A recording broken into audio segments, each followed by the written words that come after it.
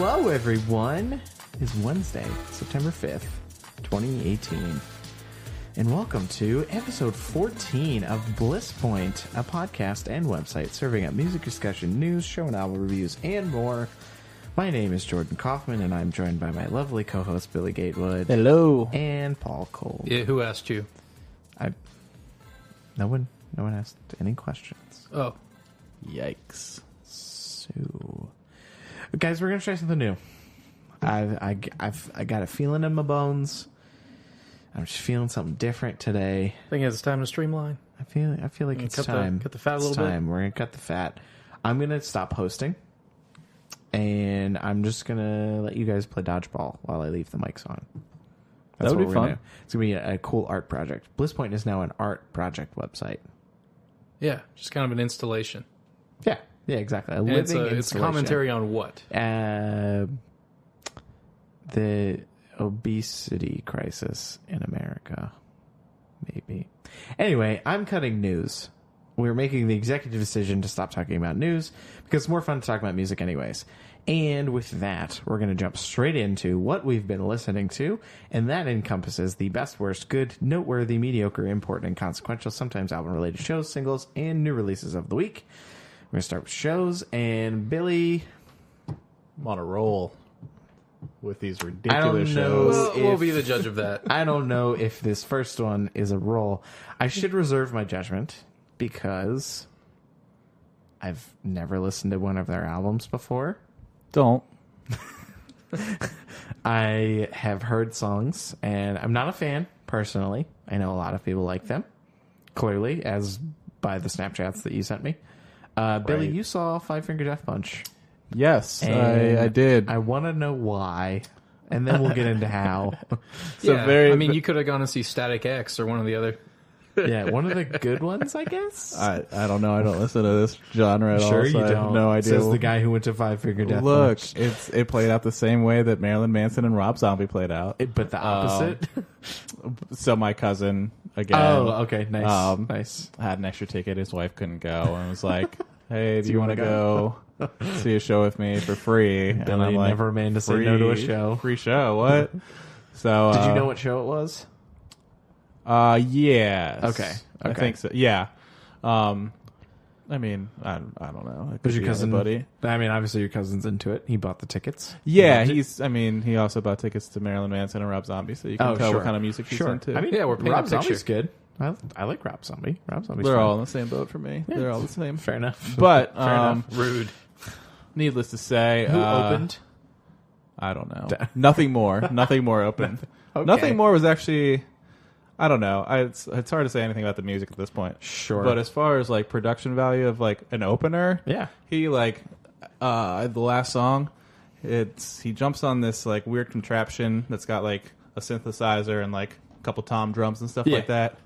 And he hops on it and then he just like pulls this lever and he flings into the air and he's on top of this thing. This thing just like flings into the air. He's playing drums in the synthesizer like 10 feet up in the air, like on this bouncy contraption as he's like flying all over the place.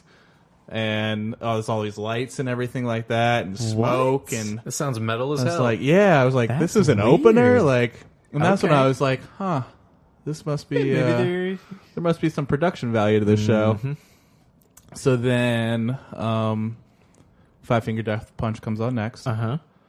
Listen to their stuff before the show just to kind of get acquainted with it. Just prep yourself. Yeah. Was not into it at all. Sure. Was really expecting to, like, usually I can have a good time at a show no matter you what. You can find some redeeming qualities. Yeah. So I was going into it just being like, man, this is gonna be rough. This is gonna be rough. It was pretty good. What a build up. It was pretty good. Oh my god. Five Finger Death Punch was they're definitely a crowd pleaser. The front man is very good at being a front man. Okay. Did he tell the pit to open up numerous times? No, he's super positive. Really? And like, yeah. For people that aren't familiar, how would you characterize the style of Five Finger Death Punch? I don't know. Is it polka? It's like Marilyn Manson and Rob Zombie. What are those? Like new metal? New metal, alt rock, maybe like butt metal. Butt metal? I always Yeah. assumed they had more of a metal thing going on. I did too. Yeah, I they're know. definitely pretty hard because he does screaming vocals. No, he right? doesn't. Really? No, which I thought it was screaming vocals I and like thought it shredding was guitar, and then screaming I was like vocals. listening to their album, and I was like, well, maybe it's like kind of screaming. It's like the yell. It's like singing. but it's Okay, not like yeah, sure. the brutal Okay. scream. Okay. But the amount of like fire and lights was sure. insane. It was so cool to watch. It's crazy to me that these, and granted, like, I mean, they're playing Nissan, so they're obviously pretty big. But like, I never would have thought that bands like this had this much money. Well, as he announced during the show, it was the #1 touring show in America at that point. What? Yeah, Really? the #1 touring show in terms America. of attendance, how do they get Probably. that? Okay. Yeah, That's wild. I yeah. guess Kid Rock took the summer off. I guess. I don't know. That's crazy. But though. like, yeah. So every song was just accented by this crazy visual pyro and lights. Sure. Did they have a slow song, or was it just like balls to the wall the entire time? It was. Yeah. It was. I don't know. It was pretty good. I must say that the from the Snapchats, like what I've heard from them, based on the Snapchats, they sounded exactly like the recording, Oh yeah, and I was like very impressed. I was Yeah. like, damn, like they sound pretty good. Like, Yeah. for what they are. yeah. So it was cool. And then Breaking Benjamin came on next, and They weren't even the closer. It's a co-headlining show. So I don't know if they okay, alternate okay. nights, like Sure. who plays first and who plays Sure. second, or what. Yeah. But they came on after this huge pyro and light show. Breaking Benjamin comes on. So like the stage is super dark and there's no spotlights on the band whatsoever. They're just like dark shadows. Sure. There were some like weird like background lights. So they come up with like cult robes. It was just weird. Yeah. Like they were just like these dark figures, and after this big production it seemed just very low quality, and the lead singer starts like doing this weird swaying karate like movements back and forth on the stage. Satanic ritual. And so I texted Maggie and I was like, I didn't know the lead singer of Breaking Benjamin was a karate master. That's how he breaks Benjamin. And then literally my cousin, who had been dying to see them forever, leans over to me and he was like, I didn't know the kid from the Karate Kid was the lead singer of Breaking Benjamin. Nice. And I was like, so I'm Same not the fucking only joke, one. yep. And so he was like, we got to leave because this is ruining this band for me. Really? They were awful. They were so Really? bad, which is crazy because like another band I looked up right before, Yeah. going to the show because I wanted to be acquainted with them, and everything was like they're very well known for their live show and their cult following and all this stuff. And Yeah. gosh, they were awful. Really? They were not good. Yeah, They- because I've heard the same thing about people wanting to see them live. Yeah. And that's they really were so surprising to me. boring, and they had no stage presence, no energy. Saw Everybody a summer looked tour, pissed. like that's Yeah, That's so they were. I'm they were honestly bad. still surprised that they're making music. I didn't know really, they were either. I know that one song from like 2006 or something. So cold. Yes, that one. Yep, it's a good song. It's a great song. Excellent. Yeah. That's awesome. Well, I'm glad you had a good time. I'm glad that it was at least surprisingly good. I was glad we left 2 songs on the Breaking Yeah, Benjamin. that's- That was the best part of the night. Hey. when he leaned over, and was like, "We gotta go," and I was like, "Oh, okay." Oh, the guy that wants to be here doesn't Yeah, want to be right, here. exactly. This must be really bad. That was great. Yeah, that's awesome. I just wanted to do a quick shout out. So I went to a brewery over the weekend, a local brewery, and I know, very, very, very surprising. And the right off the bat, they got brownie points for me because it wasn't just a old bearded dude playing shitty covers when you walk into a brewery on a Saturday afternoon. It was 2 ladies singing country songs and some originals, and it was very, very good. Local duo called Silver Smoke. I was extremely impressed. Like I wasn't even able to tell that they were playing covers for most of their set, just because of how differently they were playing them. It was just very, very cool to see local talent actually starting to make a name for themselves. Yeah, that's awesome. And I need to go to, I guess, I think one of the other breweries has shows now, and I kind of want to start checking them out to see kind of what's going on in the area. Because I wish I had known about them before. I would have definitely checked them out. So Very cool. they were neat. Band's called Silver Smoke. It was very cool. And Billy, Hey. you took a gigantic trek. did. Did you go for the midnight? Be Well, honest. Be honest. When you first set out, were you like, I'm so stoked to see the midnight? Well, yes. Yeah, Okay. I did. It started as it's a 3-day weekend. I want to take a day trip Sure. to, somewhere I haven't been before. And then it turned into, I don't really know what I want to do. Maybe I should go see a show or something like that. Let me look at some things that are going on in some places I haven't been. Mm-hmm. So obviously the first band I looked up to see if they were playing any shows was Midnight. Yep. And I was like, music festival in Chicago. I should probably go. And so I did. I drove It was to Labor Day. It was by the Labor Day way, weekend. for the U.S. it was people. a nice 3-day weekend. Yeah, it was and nice. I drove to Chicago and went to North Coast Music Festival. And was it worth it? It was 100% worth Totally it. worth it. Who else did you see besides the So midnight? yeah, so I saw Cry Wolf. Don't know if you're familiar with him, No. but he does this awesome emo electronica, just Okay. very, very passionate. Is this like Nothing Nowhere no, or Nowhere Nothing? no, Nothing Nowhere. yeah. No, he's more. He sings. He Okay. doesn't rap. Okay. I mean, he's really good. Saw him, then saw the midnight after that. Saw Jamiroquai headlined. How was Jamiroquai? Was sick. Really? It was so good. Blew me away, actually. I've always been curious about him, Right. because it's a very interesting band. If you're not familiar, I don't know who is not familiar with Jamiroquai at this point. Yeah, but what?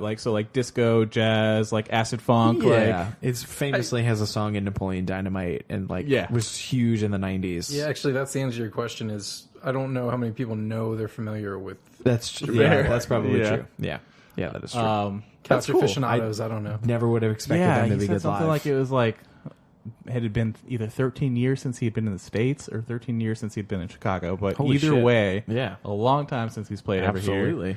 And how good that he was and his band. I mean, they sound like they tour all the time. Yeah. They were spot on. That's and awesome. He still got it. He was crazy good. Cool. Saw a couple EDM acts Grammatic, Yellow Claw was there.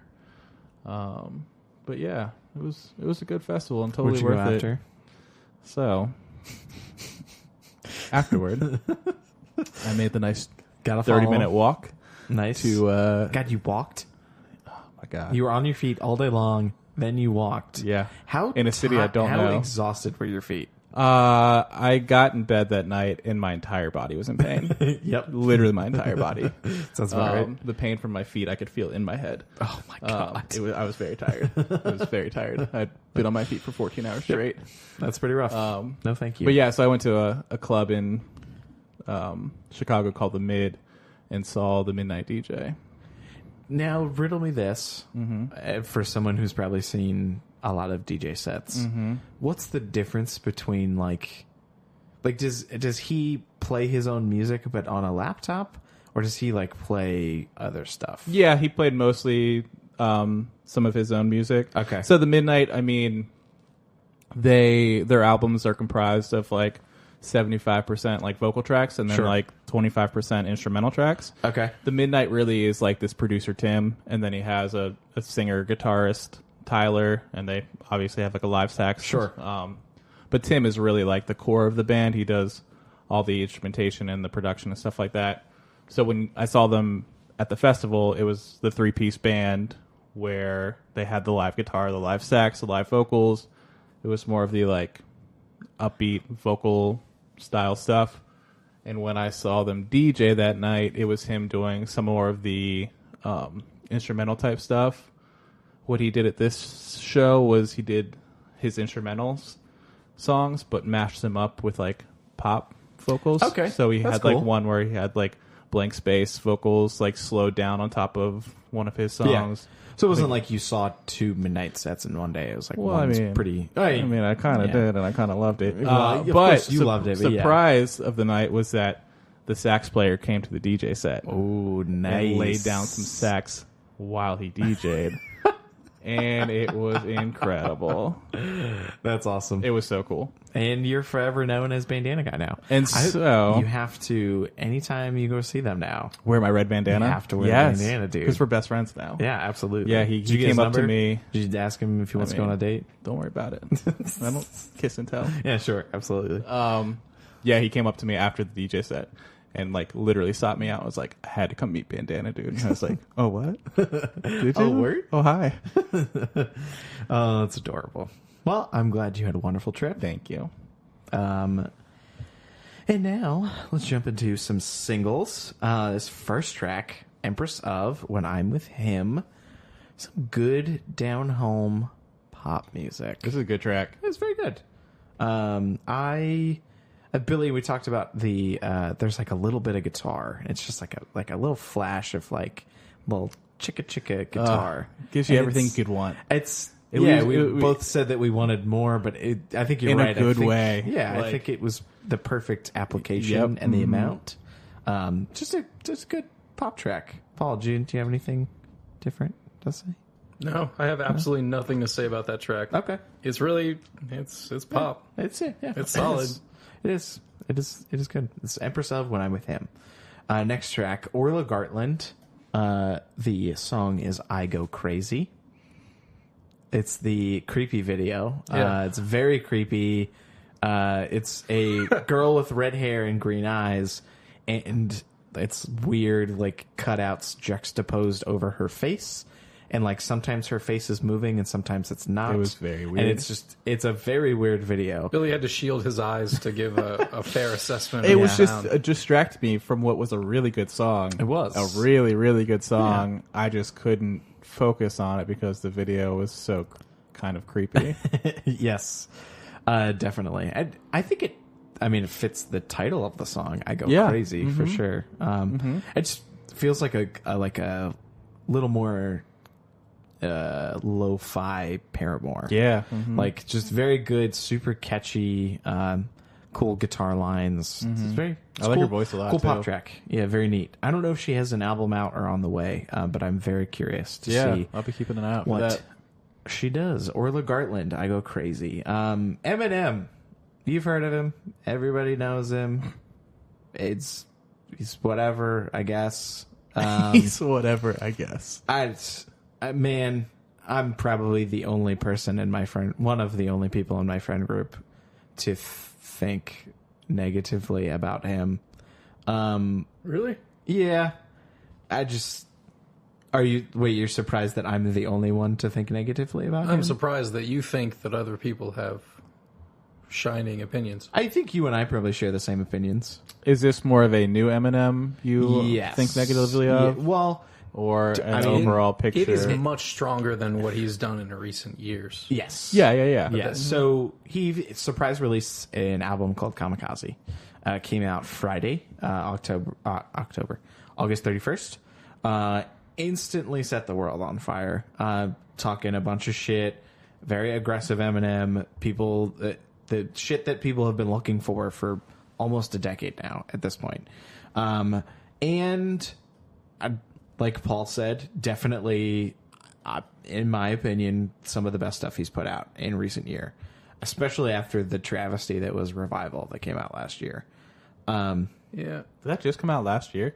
2017. Yep. And that's part of it too, is as you were pointing out earlier, a lot of the themes of his tracks on this, he's clearly upset that Revival was not better received. Yeah, and it's this delusional old Eminem that I have a bone to pick with, because like he makes this big stance, this verse that everybody's talking about, how he shits on all these popular rappers that are, of no substance, that, are popular today.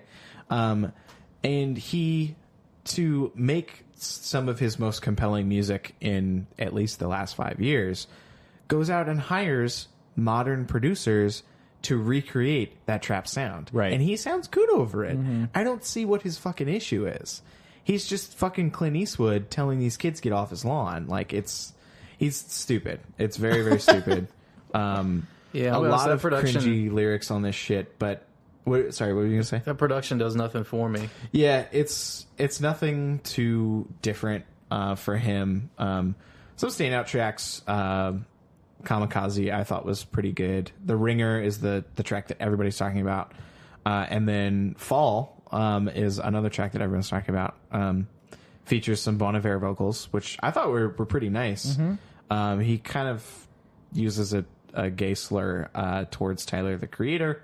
And not kind of, he does, in my opinion, a bad verse to justify using that word. But whatever, he's Eminem, I guess. Yeah, I don't know. There's a couple good tracks on it. It's certainly worth checking out, for sure. This next track, Bun B, Myself, featuring Run the Jewels. What do you guys think?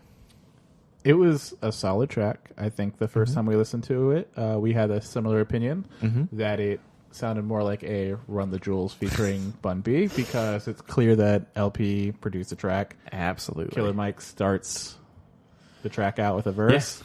And LP Bun B ends it. doesn't even show up until halfway through the song. Yeah, right. And while his verse is good, I don't think he makes like a compelling argument that it should be his song, right? Like, it totally feels like a Run the Jewels song, for sure. But that being said, it makes it a good song because it feels like a Run the Jewels song. It's very good. I don't really care about all that. It's a good track. Yeah, it's very good. Track is Myself. What percentage of the vocals were done by a different artist? I don't know. He's Nerds. kind of upset. The track was Myself. It's by Bun B. Next track, Mick Jenkins, What Am I to Do? Mick Jenkins, I have been waiting for him to come out with something good for a while. Had a really awesome mixtape a couple years ago called Water that was very, very good. And this track is excellent. Production featuring Catronata. Which we all love here. Oh yeah, you very, can't go very on. good. Oh gosh, now I got it. Can't go wrong with it. Caught the no words blues. Yeah, it's a great track. I really, really enjoyed the production for sure. Billy didn't like the video at all. No, it's we don't need to get I don't see into why it, it was so man. distracting, but Because anyway. it's clear that he's not. I don't know. Maybe I'm wrong. No, explain it again. He's faking it. He's using ghostwriters. Yeah, just Yeah. if you're gonna do a music video that's just you rapping the words to your Sure. song, make it look like you're trying a little bit more. It's got to look effortless, man. He's dropping bars. I did not notice until you said There's anything. no sound coming out of his mouth, and it's super obvious. Right, God. but they laid the track down at a different time in a different place, so It's just you can hear his voice. It's very true. Mick Jenkins, What Am I to Do? Another smooth, sweet production jazz rap track.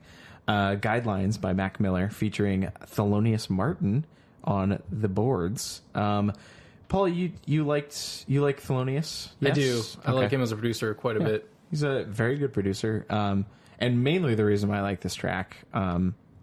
Billy, you said the vocals sounded weird to you? Just boring. Yeah. It was, That's- I mean, I He's get got that it's Drake flow a little bit. maybe that's why. Say- Because the production is really good and it is a slow track, Yeah. and I'm fine with that, like more It's very chill rap. monotonous, But he kind of just rides the beat very, very loosely. yeah, I'm just maybe not a fan of him. Also, his style. The mixing isn't great, I don't Yeah. think. So, but yeah, Guidelines by Mac Miller. Next track, Clipping, Stab Him in the Throat, utilizing some of the Rick and Morty theme music and like I think vocal samples and shit like that. But it's another solid Clipping track. It's real good. Some cringy bars about Rick and Morty, I guess. But Yeah, I don't know. Rick and Morty's hitting pop culture hard. But, Yeah. And I was getting ready to roll my eyes when you said that's how the track was produced, but sounds good. Yeah, it's solid. Definitely. I I think it's for promotional material anyways, so it shouldn't be so picky. Stab Him in the Throat by Clipping. Next track, Apocalypse, god damn it, Now and Later. That doesn't have the god damn it in the title, it's just Apocalypse Now and Later by Laura Jane Grace, the singer of Against Me. What'd you guys think? It was good. Yeah. You said it was, the singer of Against Me, and I instantly was like, I'm probably not going to like this. But it's a solid side project that really, I don't know, it's I liked it. I was kind of waiting for her to do her kind of folk punk kind of side project. I kind of felt like a long time coming. She released some like singles just by herself that were pretty good, but this seems really good, really polished. It's still got that lo-fi kind of punk feel to it, but mostly acoustic instrumentation. So it's cool. And lastly, we have Stet by rapper Milo. Love this track. definitely our best hip hop track of the week. It was really solid. Production's solid. The verses are solid. Yeah. Milo is a real good underground rapper. He's got a new album coming out. And just, production's insane. And just really shows off his talent for sure. Track's called Stet. And let's jump into our new releases. Billy, Mr. Billy, go first. What 80s music have you brought us this week? Okay. All right. Am I wrong? 80s cast. It's your standard dream pop. Uh-huh. Okay, so my pick this week, Wild Nothing, album's Indigo. And Wild Nothing is, just these dream pop. Well, he is a dream pop darling. Sure. Very well known for, kind of being a staple in the scene. And He used to be more dream pop, yes? yes. Okay. So he hasn't released anything in a long time. Okay. And so when I heard that he was writing again and was going to release a new album, I was very excited. This album fell a little short for me, which is why it's my new release and not my album of the week. I was very much expecting it to be my album of the week, but after listening to it, the production's very good. His songwriting is very good. I like the instrumentation. I love his guitar tones. Always love his guitar tones. His vocals and lyrics are so bad. What specifically about the vocals did you not like? It just sounded like lazy melodies. Yep. Okay. Didn't try to do anything different. It was just lyrically, it's just awful. I don't know what he was thinking when he was writing half these lyrics because nothing rhymes. Nothing makes sense. Yeah. It all just came across as like super lazy to me, like lazy delivery. Yeah, but just in the vocals, because like the songwriting and the instrumentation is really well put together. I think you mentioned Partners in Motion. Like he actually has some cool harmonies on that song. That is delivered pretty passionately too. And it certainly is a standout track. Yeah, that's by far anyway. The best track on the album. But yeah, I'm totally with you. I expected not to like it just because I haven't really liked his stuff before. And I think I'm with you. I think the only thing that kind of saved the album for me was production. Really liked the production. I liked a lot of the instrumentals. It's definitely got that 80s pop music kind of feel that's really popular, but he does it pretty well. There's a cool... I like Oscillation a lot. It's got like a cool string section on it that I thought was pretty neat. Again, and I liked it too until I heard the lyrics and the dumb oscillation pulling me forward, push me back, and I was like, "Good Lord!" I couldn't do it. I couldn't do it, and it sucks because I still feel like that could be a really solid album if he had spent a little bit more time. Yeah, absolutely, which is vocals. weird considering it's been so long. Right. So. Yeah, and production is far better than anything he's done in the past. Sure. Oh, yeah, absolutely. And he's from Virginia, so I want to like him. Yeah, he's from Blacksburg. No shit. Yeah. Hometown love. Well, I mean, not there, but you know what I mean. You know what I mean. But yeah, so my favorite tracks were clearly Partners in Motion, which is basically an Hollow Notes track, like 100%. Yeah, very good. Shallow Waters and Canyon on Fire. Yeah. I believe were the three standouts for me. Yeah. And mainly because those were the three that I could stand the vocals on the most. Sounds about right. Next up, we have Pillar of Na by Saintseneca. And I think it was last episode, maybe the episode before that. Yeah, it was the last one. We featured Beast in the Garden by Saintseneca, which is on this album. And honest to God, might be one of my favorite songs of this year. Just like perfectly executed, super catchy, really cool instrumentation. Vocals are excellent. Lyrics are really neat. And I was hoping that would carry through to the rest of the album. And I'm pleased to report that most of it is pretty good. I'm totally on board with this album up until the penultimate track, Frostbiter. And the chorus is like, the verse is like normal, like fits within the album, I think. And then the chorus has these awful female vocals that just come in and say, like, kind of wail a little bit and then say Frostbiter. And then she says a couple other things, but like, it's just so out of the blue and it just feels so out of place. It honestly is that bad that it kind of ruins the whole album for me. Because after that is the like 9-minute Pillar of Na, and it's still a good track, but with how long Frostbiter is, I'm like, fuck, like when is this album over?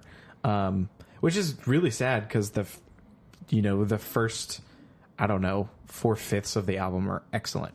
It's really cool string arrangements on track Denarius, and just super sticky choruses throughout. Really cool instrumentation. He's got a lot of like acoustic folk instrumentation. It's got this like kind of psychedelic feel to it that I really liked.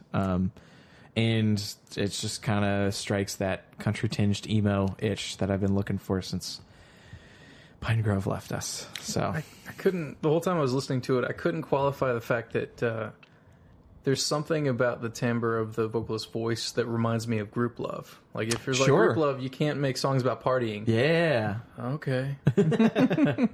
Absolutely. He's got, that's a good point. Yeah, I never thought about that. For the same reasons that I, at least to me, that I recommend the Decemberists as like a related artist. Kind of got that like wavering voice to it. But yeah, favorite tracks, Beast in the Garden, obviously. If you don't check anything else out, just check that out. It's so good. Moonbarks at the Dog and Good Hand, related artists. Decemberists, Pine Grove, obviously, and Hop Along.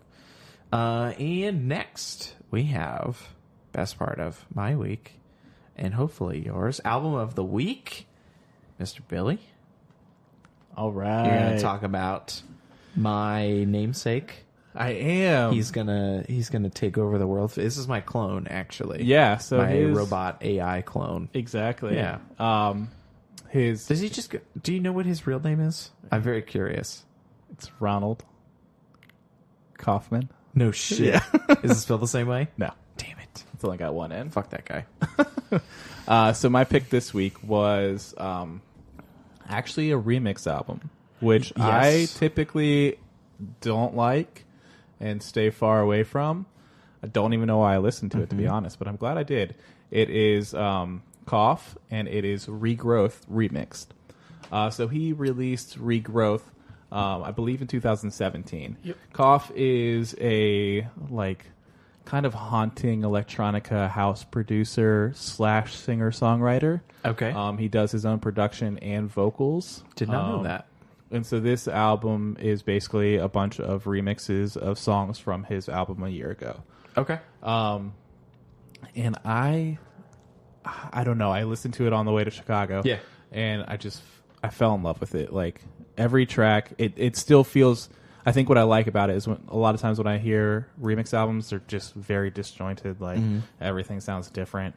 This still sounds like a cohesive album. All the remixes are still this like haunting, emotional, like passionate, just electronic industrial house music that still heavily feature his vocals. And and I don't know, it's just really moody and really well produced.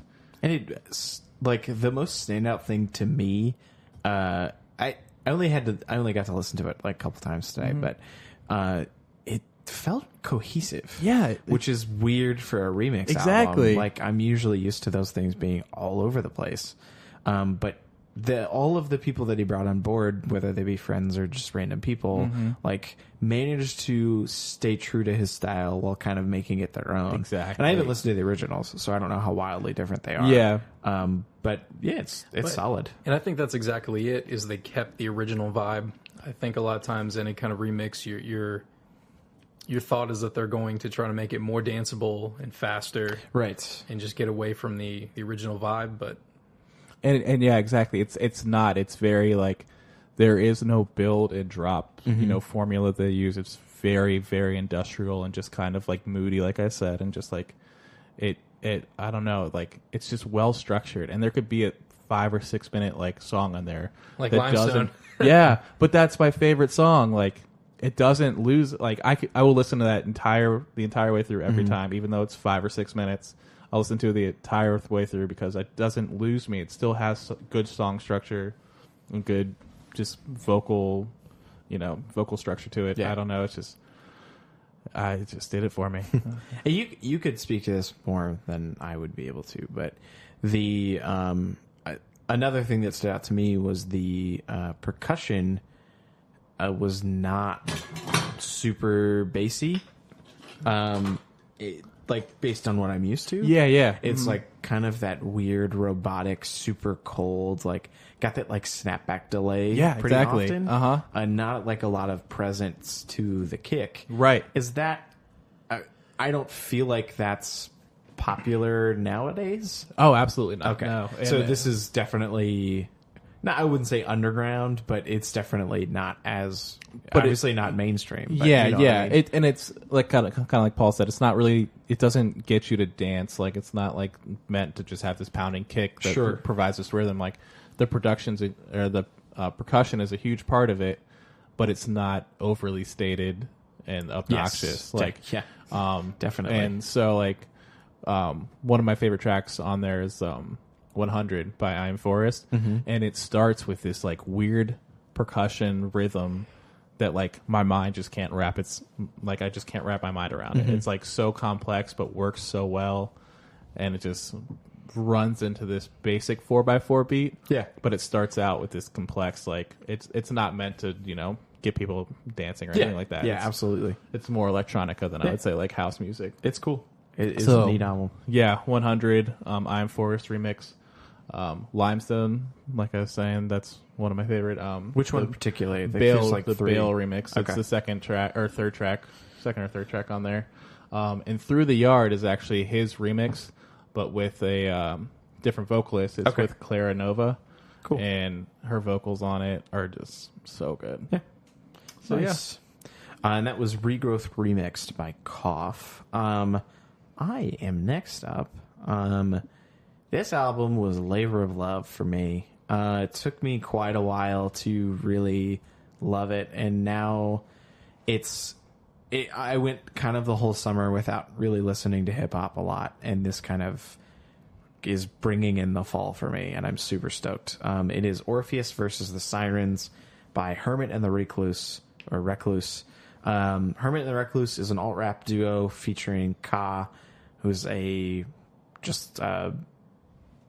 rapper's rapper, just kind of underground guy, and producer Animus, who I'm not familiar with. And this album just combines like my favorite parts of old school East Coast hip hop, kind of like Wu-Tang, that features a lot of like karate movie samples and just the lyrical miracle of MF Doom, with some like super cool, slowed down and kind of chopped tastefully soul, R&B, and jazz samples from like the 50s and 60s and 70s.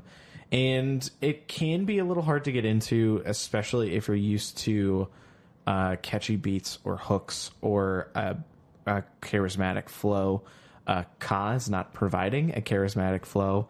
He has a very relaxing kind of loose flow, and the the thing to me that makes this album so compelling is that there are little to no hooks throughout this entire album.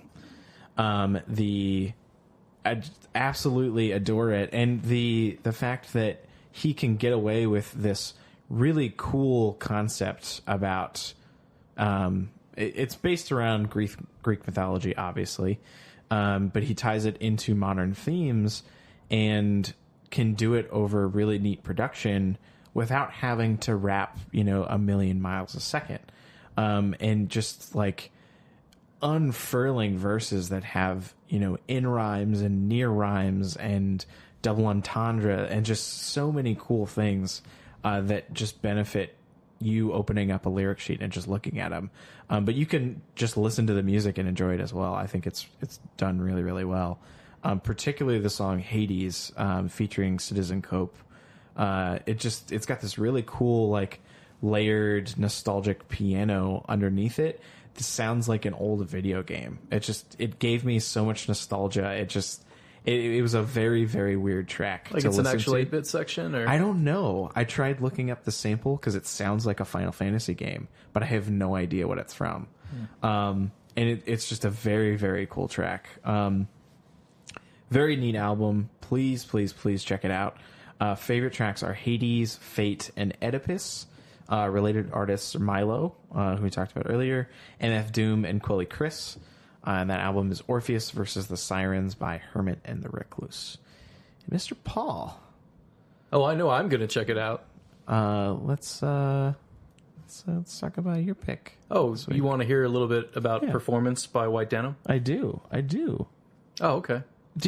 Have you liked White Denim prior to this? No, I'm new to the scene. Nice. So, clearly not done with my whole kind of classic rock sounding 60s vibe. There's a slight bit of psychedelia in it, but it never goes too far off the path. These guys do it so well, though. Yeah, and that's the thing, is looking at each piece individually, there's nothing that I could say is so unique you'd not heard it before, but they throw it together so well. Yes. It's a very dated sound, but it also still sounds somewhat fresh somehow. Yes, absolutely. There's just like I saw them open for Jimmy Eat World, oddly enough. Yeah. And they blew me away with like weird proggy blues rock.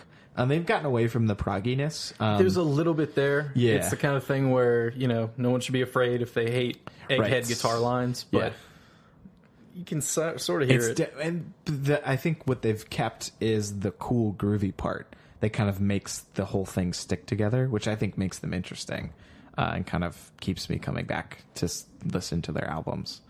So they're a very cool band. It's a good album. I liked it. Yeah, I just thought it was solid. Like I said, it's not the kind of thing you're going to think, I've never heard anything exactly like this, but it's definitely worth checking out if you like any of those things we described. Absolutely. I definitely recommend Performance. That's the title track.